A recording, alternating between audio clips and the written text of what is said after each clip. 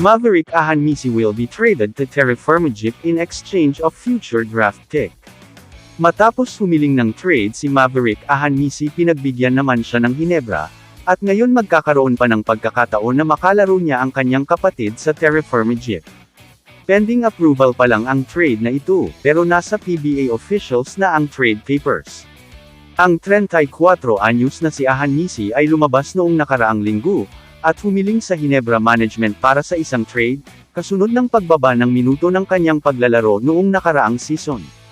Tumataginting naman na first round overall pick ang makukuha ng Barangay Ginebra, once na ma-approve na ang trade ni Maverick Ahanmisi. Magkakasam naman ang magkapatid na Ahanmisi nang lumipat si Maverick mula Ginebra patungong Terraforma. Si Ahanmisi ay hinarap ng Barangay Ginebra sa Terraforma noong Martes ng gabi, na makakasama niya at maglaro kasama ang nakababatang kapatid na si Jarek.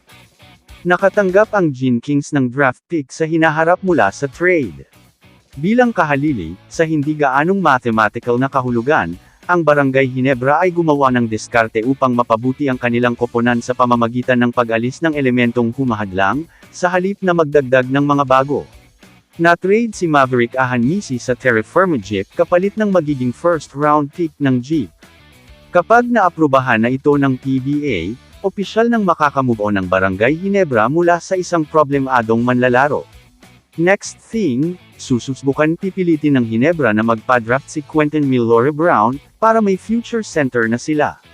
Kung mag-materialize ang usapan, maganda para sa Ginebra, kung hindi naman okay lang din, kasi they're still holding the number 1 pick, they can still choose the best talent.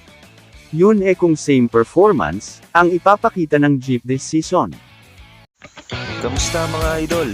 Sports Zone PH para sa sports news and update. Kung bago ka pa lamang dito sa channel ko, pindutin mo na ang subscribe button at notification bell para lagi kang update sa mga sports news.